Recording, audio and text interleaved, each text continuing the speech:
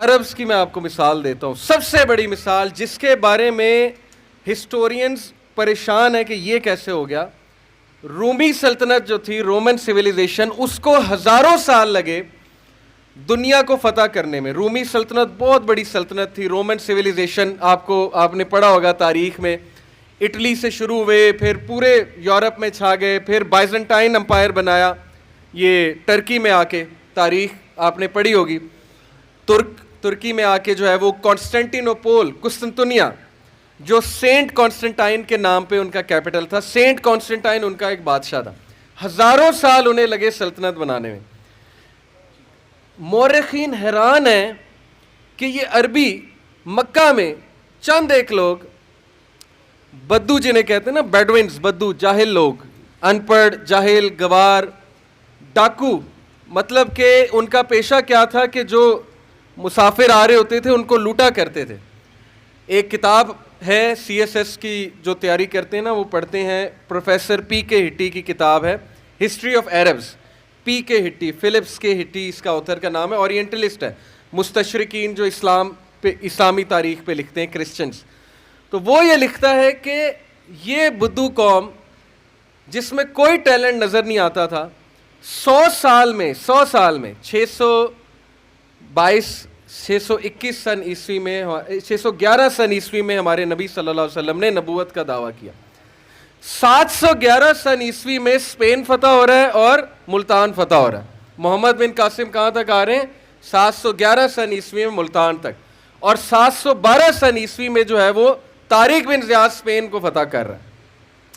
سارا عرب 100 سال، یہ بڑی کم اماؤنٹ ہے اگر سلطنت بنانے کی بات کی جائے۔ سارا عرب، یمن، اردن، یہ آج کل کا جو اسرائیل ہے جو قابض ہوا ہے، وہاں پہ شام ہوتا تھا، یہ اس ٹائم کا شام تھا، پورا شام، مصر، موروکو سے اوپر اسپین اور ایجپٹ، الجیریا، اور پھر سینٹرل ایشیا پورا، قازقستان، ازبکستان، ترکمانستان، یہ حضرت عثمان غنی کے دور میں فتح ہوئے تھے علاقے، اور پھیلتے پھیلتے افغانستان سے آگے سب کانٹیننٹ۔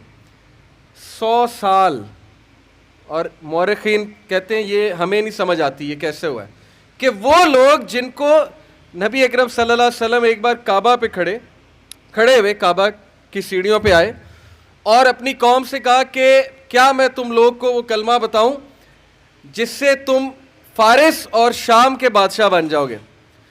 تو ہنسنے لگ گئے وہ کہتے ہیں کہ ہم فارس اور شام کے بادشاہ، یہ بالکل ایسے ہے کہ میں آپ کو سٹیج پہ کھڑا ہو کے کہوں کہ مہینے کے اندر امریکہ اور یو کے آپ فتح کر لیں گے، تو آپ میں سے بہت سے لوگ کہیں گے کہ یا تو یہ پاگل ہیں یا یہ پتہ نہیں عجیب بات کر رہے ہیں۔ تو نبی صلی اللہ علیہ وسلم نے کہا کیا میں تمہیں کلمہ بتاؤں، تم فارس اور شام کے بادشاہ بنو گے؟ تو وہ ہنسے اور ہنس کے کہا اچھا بتاؤ۔ تو اللہ کے نبی نے کہا صرف قولوا لا الہ الا اللہ، یہ کہہ دو اللہ ایک ہے، تو دیکھو تمہیں اللہ کیسی ترقی دیتا ہے۔ اور خالد بن ولید ہنسنے والوں میں سے تھے، کہکہ لگانے والوں میں سے تھے، خالد بن ولید۔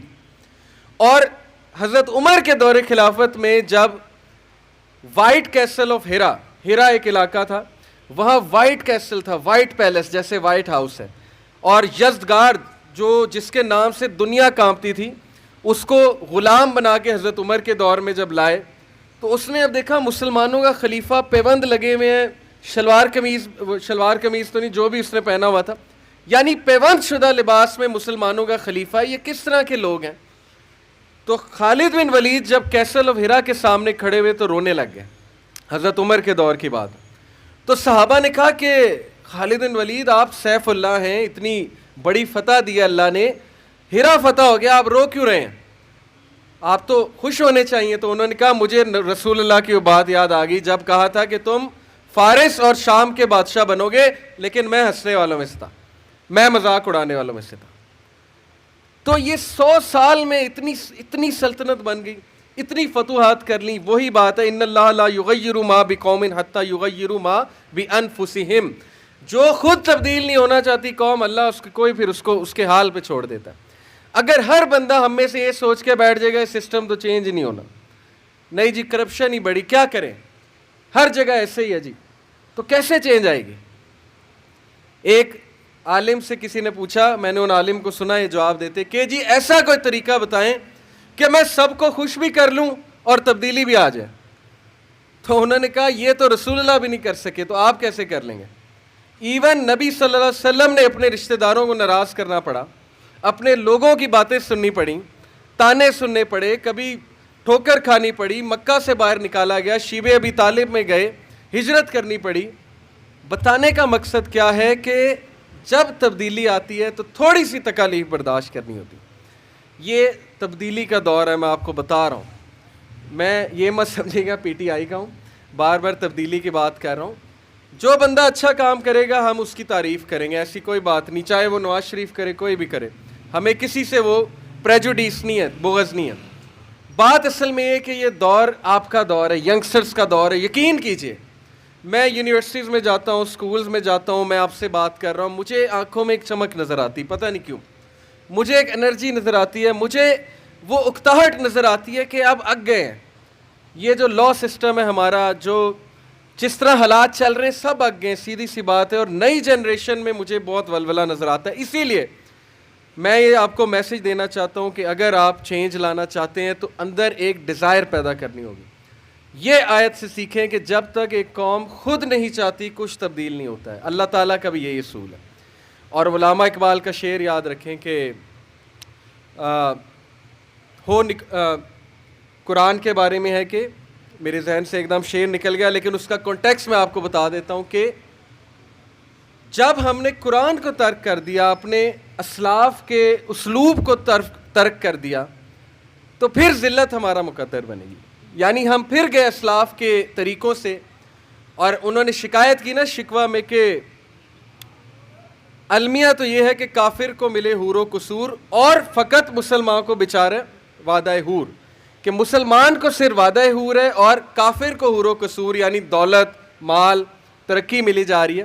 تو پھر خود ہی اس کا جواب دیا جواب شکوہ میں کہ جب کفار مسلمانوں کے طور طریقے اڈاپٹ کر لیں تو حور و قصور انہی کو ملتی ہے.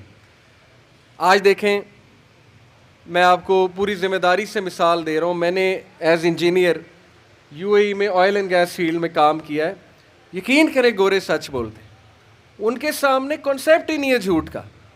کئی مثالیں ہیں میرے سامنے, وہ جب بزنس کرتے ہیں وہ سچ بولتے ہیں. ترقی کی وجہ کچھ تو ہے نا, جو مرضی ہم کہتے رہیں کافر ہیں یہ ہے وہ ہے, لیکن ترقی کی وجہ وہی طریقے اپنائیں, سچ بولنا ہے, ڈیلنگ میں جھوٹ نہیں بولنا ہے, محنت کرنی ہے, احسان سے کام کرنا ہے, پنکچویلٹی شو کرنی ہے, رزق حلال کی وہاں پہ بہت قدر ہے. یہ ساری چیزوں کی وجہ سے ایک قوم عروج پہ آ جاتی ہے. یہ اللہ کا نظام ہے.